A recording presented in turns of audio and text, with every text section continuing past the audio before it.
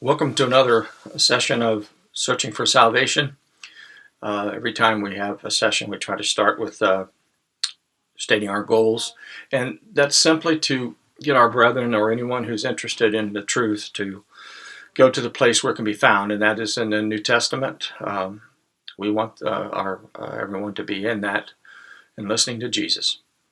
The opinions that you hear me espouse in these sessions are my own, and I certainly am not asking anyone to accept them as truth. If I did, I would be defeating the entire purpose of what we're trying to do here. We want people to listen to Jesus themselves as he teaches in his scriptures. Tonight we're going to talk about distractions and the way out of distractions. And we all have to deal with them. Christians, non-Christians, doesn't matter who it is. Our lives are full of distractions. And they can harm us if we're not careful, especially Christians. In many ways, they come at us in many ways. We have our weaknesses in the flesh, which can distract us. We have the people around us in our family, the people we work with, the people we go to church with. All of these things, all these people, all these situations can provide distractions. And when we say distraction, by the very nature of that word, it means that we're taking our attention away from where it should be and placing it on something that it shouldn't be on. And one of the things that we have to realize, and that I realize, being 67 years old, is that it's a lifelong problem. And it's not an easy problem to deal with. But as all things that we have to deal with as Christians, God has made a way for us to deal with this, just like he has so many other things. So I'm going to use 3 different scriptures in this session to try to explain very simply, because believe it or not, the scriptures are very simple when it's dealing with issues like this, or at least I believe it is. And that we can refocus, that we can fight against, because it's a lifelong struggle. But the thing of it is, these scriptures can be used every single time that we need them, because they're there. The first one is found in John the 21st chapter. And I don't know how many, this may not be familiar with a lot of Christians, depending on how much you study. But in it, it's at the end of when Jesus is getting ready to ascend, and he's just finished allowing Peter to, three times in a row, to declare his love for him, and which erased what happened when he denied him 3 times. And that's a wonderful story in and of itself. When he finishes there, he tells Peter how he's going to die. Why did he do that? I have no idea. It's just, that's where the scriptures go. And at the end of that description, he says, this is how your death is going to glorify God. And he says, you follow me.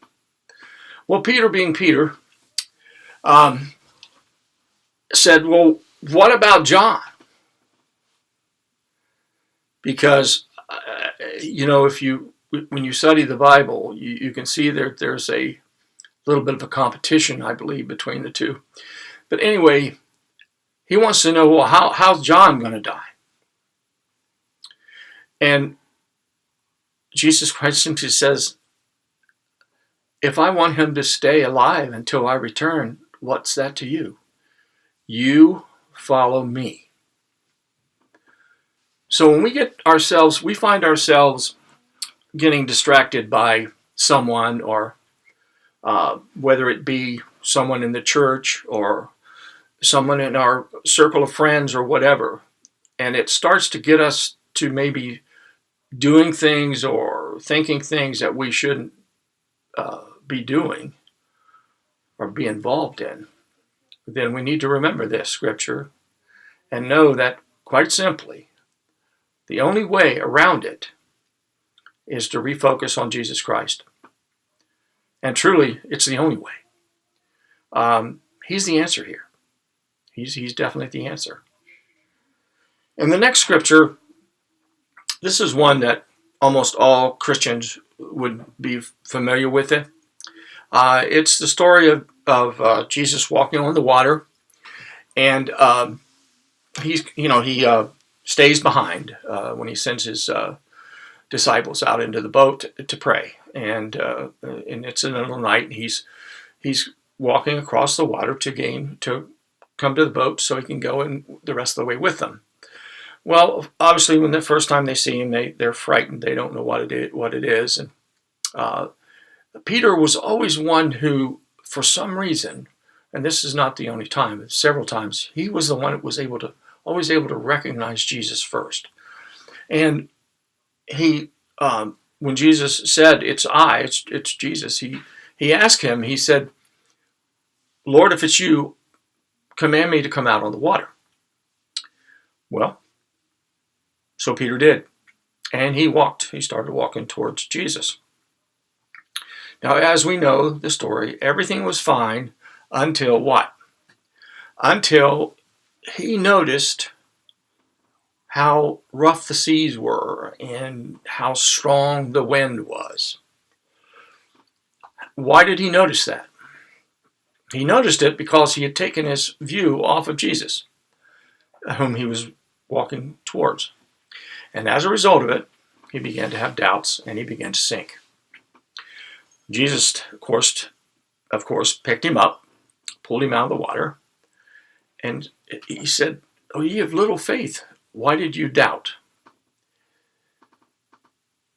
The one thing we have to remember is that in order to fight off a lot of the distractions that we face in everyday life, because they're going to be out there. There are going to be things happen that frighten us, that we don't understand. That one of the things that bothers me is I'll look out and I'll see all through the world all the terrible tragedy that's going on, the hurt, the agony, the pain and suffering.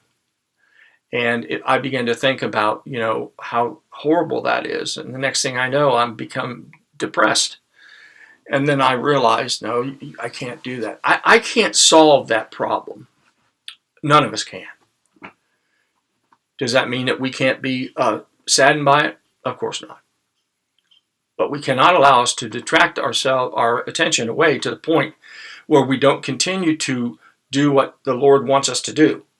Because that's the purpose of these distractions. And for a Christian, these distractions are brought about by the devil, our enemy.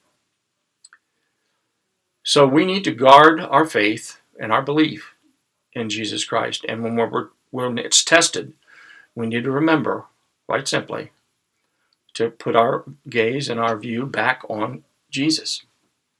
And if we can do that, then we can begin to pick up the pieces and start walking along the path that we're supposed to.